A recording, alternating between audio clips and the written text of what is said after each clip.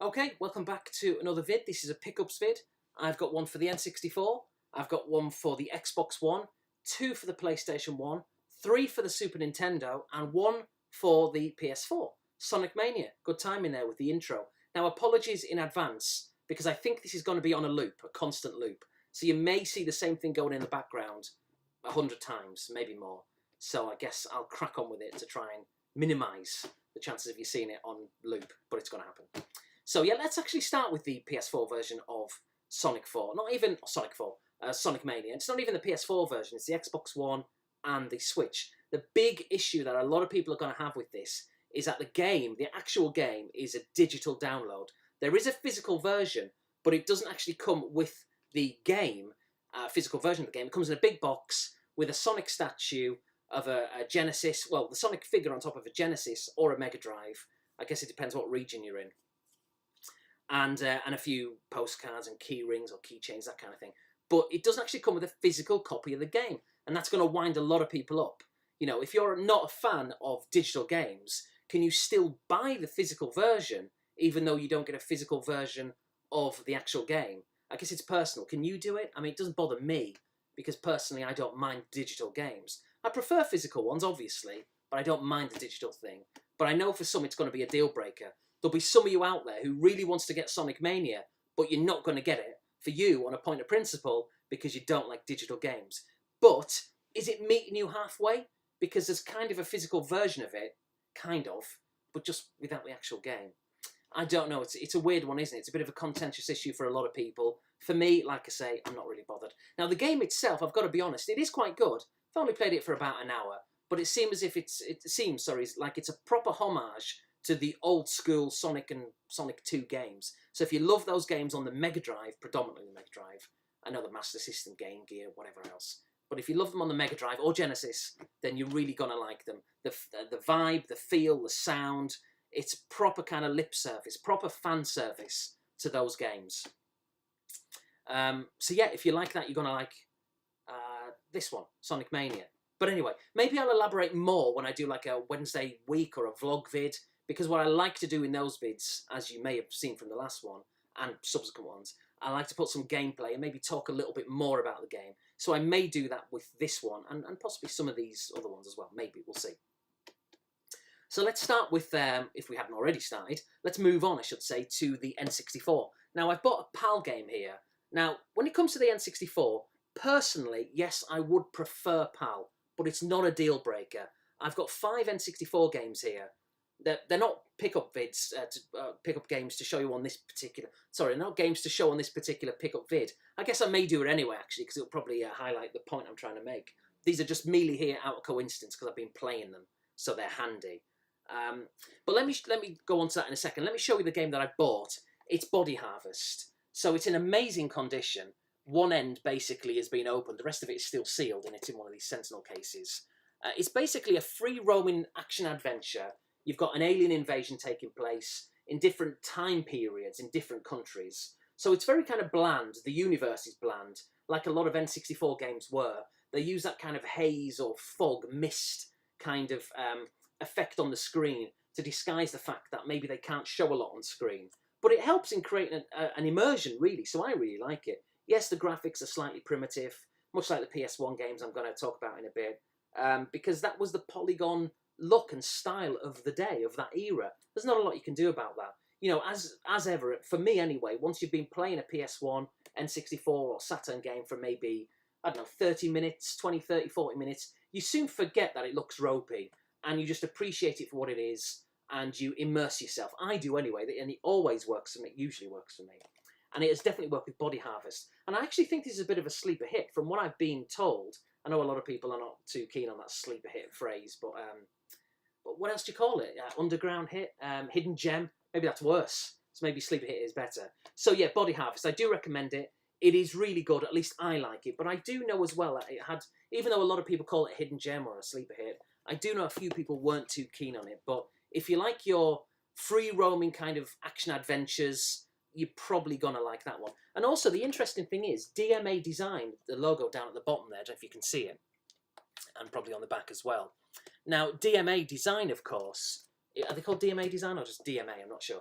But they went on and became Rockstar North, so basically think of Grand Theft Auto, quite frankly. And in many ways, this is kind of like a precursor. That's what it's like with the free roaming of the those kind of 3D Grand Theft Auto games. So there's elements of that in Body Harvest. So yeah, so that's a PAL game. I'm really liking it. It's in great condition. It was $15. I mean, good God, that's an absolute bargain. It was ridiculous.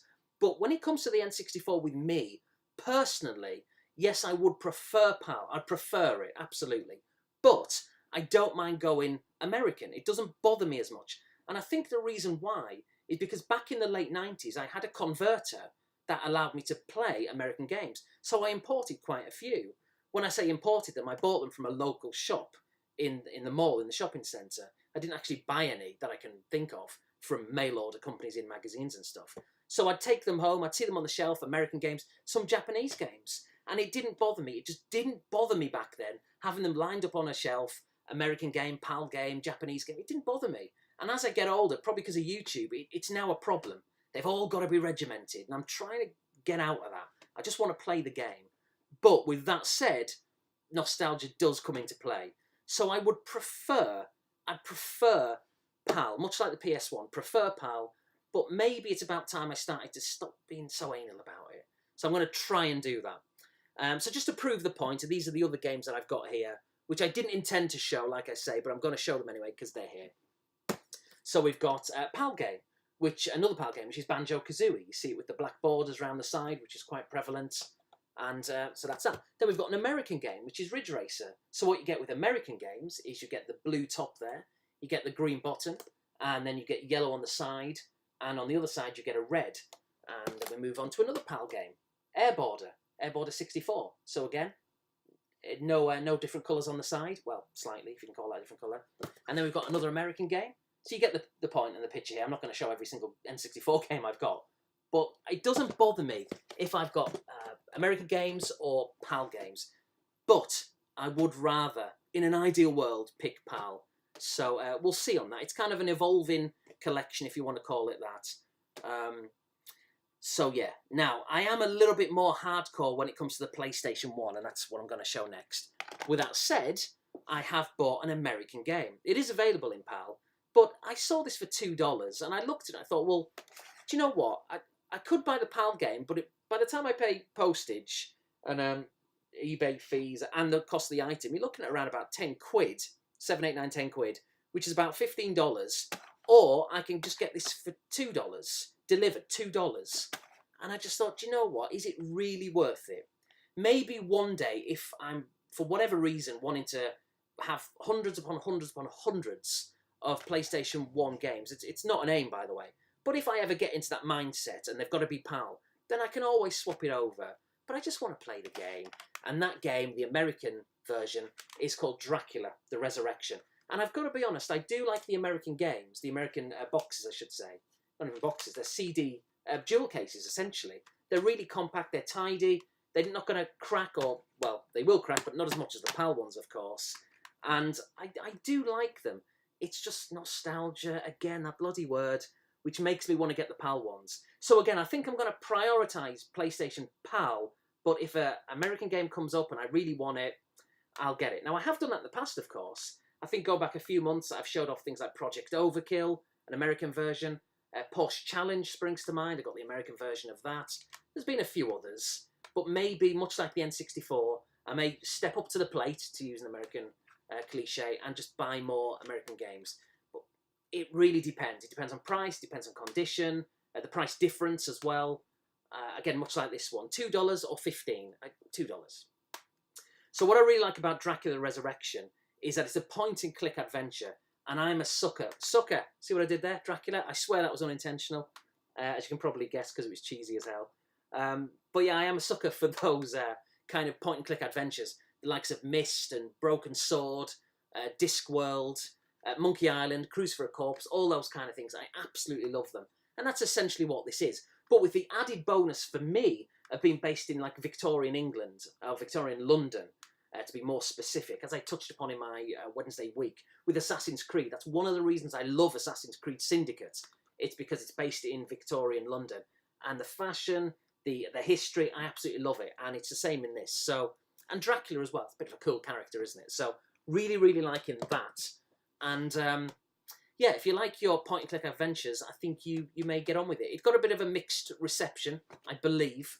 I hadn't even heard of it up until recently, but yeah, if you like your point-and-click adventures, get that. Now, this next PAL game, it didn't actually come out in America, so there was no choice on this. I had to get it by PAL, on PAL, and I would have anyway because of the nostalgia again. And it's a football game, but it is so good, and it's so cheesy. I absolutely love this game. I'm not exaggerating when I say it would, well, it without question would be my top 10 football games of all time. Probably top 5. Probably top 5. Now, I did a gameplay to the first game in the series. Like I say, it's a sequel of sorts. And this game is Soccer 97. Now, the original game was called Olympic Soccer. I did a gameplay about 5-6 years ago. It is so unrealistic. It's lightning fast. You can do like all these curves, diving headers, overhead kicks. When you slide tackle, not just can you get away with some of the most outrageous tackles since time began, but you slide like a quarter of the pitch. Not even joking. It's so unrealistic. The commentary is rubbish, but so rubbish. It's good and hilarious. It's just a fantastically nostalgic game. I remember playing it with my mates, and I just love it. It's so cheesy, though. I can't recommend it enough. If you really want to check out some gameplay, well, I'm sure others have done it, but like I say, I've got the Olympic soccer gameplay on my channel, and that'll give you a good flavour as to what it's about. Brilliant game. Now, it's actually quite uncommon. Now, don't be thinking that if you put it into into eBay, you're not going to see a copy, because you may. But what I mean by uncommon, you're not going to see loads of them. You shouldn't do anyway. But it's also one of those uncommon games, which only goes for about £5, sometimes a little bit less. So it's not going to command a lot of money. So if you want a football game which is utterly unrealistic, but hugely fun, immensely satisfying, you can sit down with your friends, proper old school, kind of sitting on the couch or on the end of your bed, playing with your friends. That is the kind of game to go for. You'll have a laugh. You genuinely will laugh. It's a funny game. They can't have been serious when they were making that game, because it's not a simulation. It doesn't represent football, whatever, in any realistic way whatsoever, I should say. It's just fun, light-hearted, and I can't recommend it enough.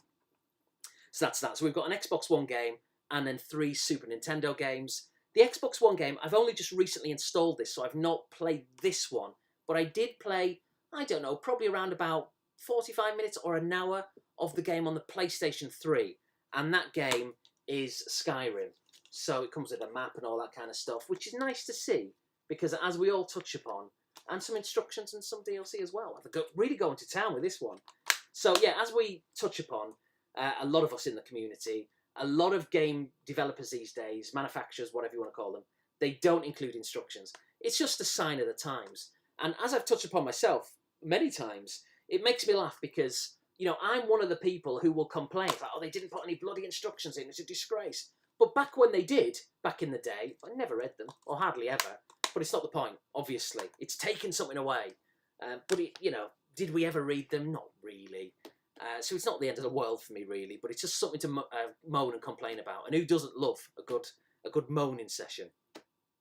So yeah, Skyrim. The reason why I've not got into it yet, well, 2 reasons, actually. One, the initial one, is what I was going to do. I was going to get into Oblivion. I was going to play that. I was going to finish it. But I thought, actually, that's a bit unrealistic, because that's probably going to conceivably take me a year or more, because it's a really deep, immersive game. And this is probably bigger, several times over. So, you know, I just thought, you know, I'm going to bypass Oblivion for now. I did play it a little bit back on the 360, but I'm going to wait a few years if necessary, and I'm just going to dive on in there and play Skyrim. But I'm not going to race it with this game, because it is the kind of game that you can put on and play for hours at a time. And probably, by the way, this comes with all the DLC as well. So, Dawnguard, Hearthfire, and Dragonborn. I've no idea what that is. Absolutely not got a clue. But I'm guessing extra characters and maybe extra missions and maps and stuff. I don't know. But it's not the kind of game that you can put on really for, 20 minutes. You've got to really sink your teeth into it. You've got to get into it. And could last years. Years and years and years of discovering the game, discovering new areas of the map, new things you can do, new quests, missions, side quests, all that kind of thing. So I'm fully aware it's that kind of game. I'm not expecting to put it on and finishing the game within like a week or two. It's probably not going to happen. I do get that. Actually, maybe it is the kind of game you can race towards and bypass a load of side quests. But if you want to really immerse yourself, it is the kind of game that a year or two from now, I could still be making videos going, yeah, I'm still playing Skyrim. Remember that from, September 2017. So really pleased to have it, and looking forward to getting into it, but it's probably going to suck away a lot of time. Suck away, another Dracula punchline there. Anyway, so the last three are for the Super Nintendo. Now, these are all PAL. When it comes to the Super Nintendo, I did dabble with the American games a while back. And listen, if it's an exclusive, of course, I'll probably consider getting it. But really, it's got to be PAL. I've known this for years, quite frankly.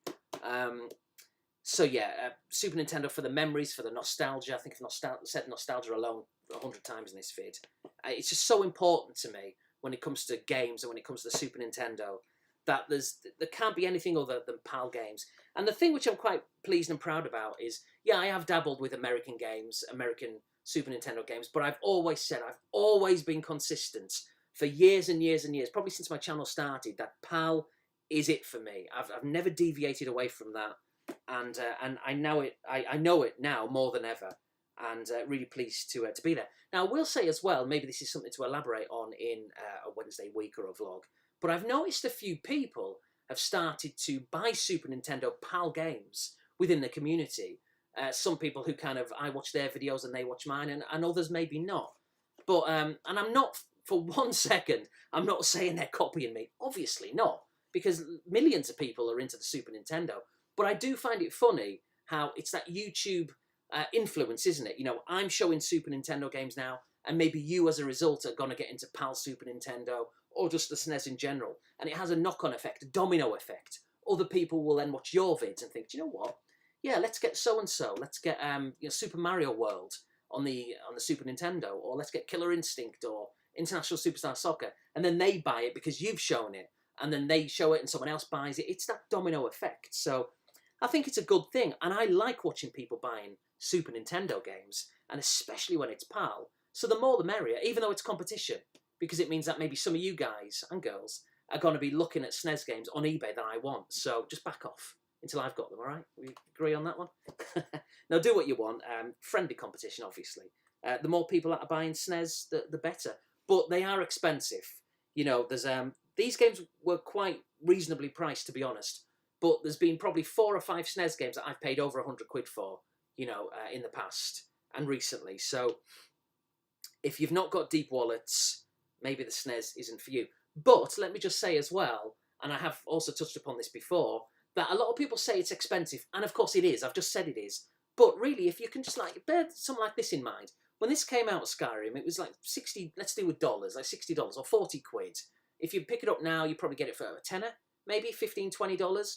So you can just wait until you're buying these modern games. So instead of buying Skyrim for say 50 quid brand new, wait until it's 10 quid. Then that 40 quid can go towards a SNES game. So you can afford it. Well, a lot of people can afford Super Nintendo games, but it's all relative. What else are you spending your money on? I seldom drink. I don't smoke. I save all that money. I don't really go out these days clubbing and stuff. That's well, not at all, actually. Those days are well beyond me. So all that money, going out with the lads, a night on the piss, again, spending 40, 50, 60 quid, 100 quid at a weekend. I don't do that anymore. So that money buys me a Super Nintendo game. So like I say, it's all relative. And if you kind of prioritise things you want in life, you can probably find that you can afford Super Nintendo games, but they are expensive. So anyway, let's move on. Let's crack on with it. Didn't mean to, be a bit of a preacher there, tell you what to do. Do what you want, your money. First game is Pilot Wings. Now, I've had this for a while, actually, but it's only now I'm showing it. And I love the turquoise kind of light blue spines and stuff. Again, that's the beauty of PAL games. I absolutely love it. So it's funny with this game and with the next game. I'm not gonna lie, and I'm gonna be honest. I prefer the N64 version. I prefer the N64 version of this and of the next game I'm gonna show. Excuse me. But yeah, I really do like it. It's very kind of free roaming. It's chilled out. It's relaxing. And yeah, I'm sure everyone's played Pilot Wings by now. If not, then you're doing yourself a disservice. But I would recommend, definitely, in fact, getting the N64 version. It's just brighter in terms of graphics. There's more kind of fluidity to the control stick once you get used to it, because of course the SNES doesn't have a control stick, the analog stick. So yeah, it's a bigger experience, it's a better experience, but it is still good. It's actually quite cheap, so let's have a quick swig there. Yeah, if you've got, let me see, what, about 15 quid? 15, 20 quid, I reckon you can pick this up in decent condition. And it's a good game. It's one of, not the, but it's one of the marquee games, I think, for the Super Nintendo. If you've got a Super Nintendo back catalogue, you really should have this in it. So, and I believe as well, was it a launch game? I think it may well have been. But I prefer the N64 version, not gonna lie. Also, this is maybe a bit more controversial, but I'm just being honest, we've all got an opinion. I prefer the N64 version, but this is still very, very good. And it's a classic. And it's Super Mario Kart. Again, speaking of turquoise, but much more of a dark kind of turquoise. It's more like a light blue on this one, I guess. See if you put them together. Bloody hell, the stupid glare. You can just about work it out there. So this is more like what would you say, like a turquoise or a dark aqua. But that's that. So yeah, Super Mario Kart. It's an absolute classic. But I do prefer the N64 version. It may be because of nostalgia, because here's the thing with Super Mario Kart. Yes, I did play it when it first came out. I had one friend in particular, or two brothers, who absolutely loved it. And I borrowed it once or twice. I played it at their house. But it was never a game back then that I think, I really want to get it. I really want to prioritise that. I want to get it with my pocket money. I want to get it for Christmas. I want to get it for my birthday. It was like, I might get it one day, but there's no real rush. But when the N64 version came out, I bought that not long after it came out. So I guess I gravitate much more towards it because I've got more experience with it. Maybe that's what it is. I guess if you grew up with this and then you moved on to the N64 version, you probably always will hold this in high regard and possibly is the best one in the series. I know even today a lot of people just think this is the ultimate version. For me, it isn't. But please don't think that's me damning the game or slamming it. Not at all. It's brilliant. It plays really well. It's immersive. It looks nice for 1992, of course. It's a classic game. It really is. But for me, the N64. Am I on my own on there? I mean, feel free to tell me well, don't tell me I'm wrong, because obviously I'm right for me. But feel free to tell me if you disagree. And why? You know, does it come down to playability? Or, be honest, is it nostalgia? Because, you know, for me, that's the big defining difference, which can determine which version I like more than another. So, last but not least, we've got another one on the SNES, of course, and it's Indiana Jones's Greatest Adventure, made by JVC. So basically, think of Star Wars. It's a side-scrolling platformer stroke beat 'em up, fighting scrolling 2D beat 'em up if you want, platformer essentially. Rock hard, bloody rock hard. Just like Star Wars and The Empire Strikes Back and The Return of the Jedi, this has got those same kind of gameplay mechanics. It's the same kind of game. It's a platformer, essentially. Very, very, very difficult, very challenging, but that addictive kind of feature of you just want one more go. Also, as well, Indiana Jones is cool, so who doesn't like a bit of indie? And there's talk of another Indiana Jones movie with Harrison Ford. Now, I don't mind, you know, because the guy's cool, and I think he looks pretty good for his age, even though he's in his 70s now, isn't he? So just keep making him. Now, it may get to the point where he may have to be the dad, and it may have to be his son, or his nephew, or something, or training a new, younger person. It's got to be something like that soon, because otherwise it is going to get ridiculous. I mean, we're going to have Harrison Ford knocking about when he's 103, you know, in you know, Indiana Jones 11 or something. That would be a bit silly. But if he's still fit enough, if he still wants to do it, if he still looks good, if the scripts are still good and the movies are still great and the demand is still there, then do it. Who cares how old someone is? Does it really, really matter? Are they doing a good job? But anyway, movie talk for another day. Yeah, really, really, really, really pleased to get it. So yeah, in a similar vein to Star Wars and things like Ghouls and Ghosts, in that it's a side scroller and rock hard, so difficult, so demanding. But I absolutely love it, and you're not going to work out the back, but I'll show you anywhere. Now this one, let me see, Pilot Wings was around about 15 quid, I think. Super Mario was probably 30, 35 quid. It can go for a lot more. Conditions all right. It's probably 7 out of 10, which is the least I accept them in. If it's any less than that, not interested. This is really, really good. This has got to get at least an 8. At least an 8, maybe even an 8.5. Fantastic condition. And I think it was around about 50 quid. I've seen it go for a lot more. that's the thing with the Super Nintendo is, you know, you can see a game going on eBay. Let's say this going, and it could be absolutely battered, and it may sell for like kind of 20 quid. But do you want a battered version, or do you want a mint version, or close to mint? Because if you want as close to mint as possible, or just excellent condition, be prepared to pay more than 25. Don't think, oh, well, it went for 25 quid, so that means a mint or excellent one will go for 25. That's not usually how the SNES works. The price is very much dependent on the condition. The better the condition, it's the obvious thing to say, I guess, but the better the condition, the higher the price. But the big difference with the Super Nintendo is that gulf in price can be massive. So battered condition, 25, 30 quid. Mint condition, you could be looking at 100 or more. I mean, there was this guy the other day who was selling a load of SNES games, and I'm not joking. Let's say he was selling 20 games. I think about 15 of them went for over 100 quid. But it's because they were in good condition, because there was probably 50% of the games he was selling usually go for around about 40, 50, 60 quid. So I think it's the fact that he had them in very, very, well, excellent to mint condition.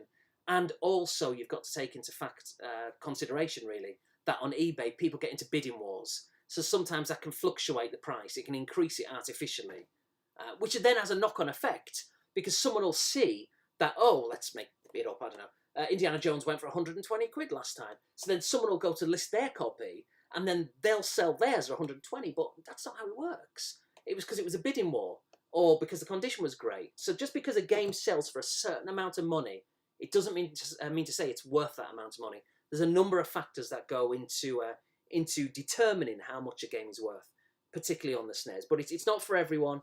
Like I said before, it's a very, very expensive system to collect for. But I've got quite a few now. Can you kind of see them up there? I won't reveal too many, just in case you can see some titles, which I've not yet shown, which I'll be showing in subsequent vids. But I'm always on the lookout for SNES games, but they are expensive. Like I say, I've spent a lot of money on them, but I don't waste money on anything else. And the last thing I'll say on SNES games in this particular vid is that the great thing, or one of the great things about them, is that they hold their value. In fact, if anything, they're probably appreciating more as time goes on.